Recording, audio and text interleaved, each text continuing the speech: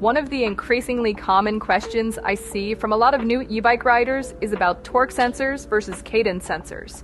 These two little components quietly shape how an e-bike feels more than almost anything else on the bike, and choosing the right one can make the difference between an e-bike you love and one that just kind of feels off. In the next 5 minutes, I'm going to cover everything you need to know about them. As always, I'm Jenny, and you're watching Next Gen.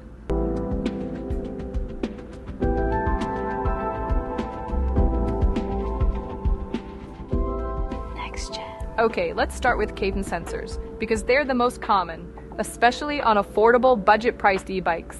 The cadence sensor is basically a "are the pedals moving" detector. If you turn the pedals, the motor turns on. If you stop pedaling, the motor turns off. That's basically it. The bike doesn't really care how hard you're pedaling, it just cares that you are pedaling. This usually results in power coming on in a noticeable surge, especially at higher assist levels. You start pedaling, the motor kicks in, and the bike goes. For a lot of riders, that can actually be a good thing. Cadence sensors are simple, reliable, and predictable. They're especially popular with riders who still want to move their feet but don't want to work very hard. Riders using throttles, people hauling cargo, or anyone riding in flatter areas where smooth power modulation isn't as critical. And because cadence sensors are cheaper and simpler, they also help keep e-bike prices down. Now let's talk about torque sensors. A torque sensor measures how hard you're pushing on the pedals, not just whether they're spinning. Push lightly and the motor gives you a little bit of help. Push harder though, and the motor's going to give you a lot more help. The result is a much more natural, kind of intuitive riding experience. It often feels less like the motor suddenly turning on and more like your legs just suddenly got stronger. This is why torque sensors are so popular on mid-drive e-bikes, commuter bikes, and higher-end models. They're excellent for riders who enjoy pedaling and want the bike to respond directly to their effort level. They're also fantastic for hills because the motor is going to ramp up exactly when you push harder, rather than waiting for a cadence threshold. If you're coming from a traditional cycling background, torque sensors will usually feel immediately familiar and comfortable.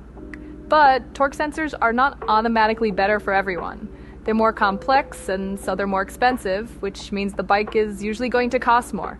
They can also feel less satisfying for riders who want a lot of power with just a little bit of effort. If you barely push on the pedals, the torque sensor won't give you much assistance because that's exactly what it's designed to do. Some riders interpret that as the bike being weak, when in reality it's just the bike being honest.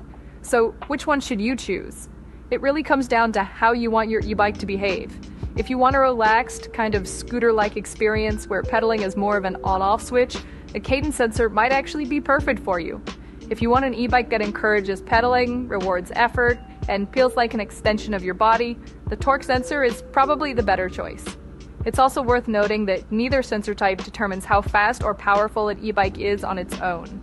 The cadence sensor bike can still be smooth if it's well tuned, and the torque sensor bike can still be powerful if it's designed that way.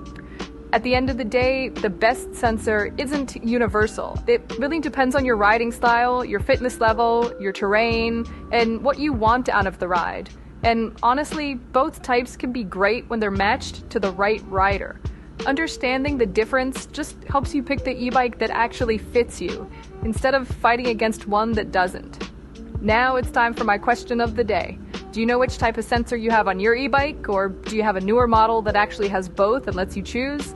Which is your sensor of choice? Okay, that's it for today. I'm Jenny. Stay charged, stay curious, hit subscribe, and I'll see you next time.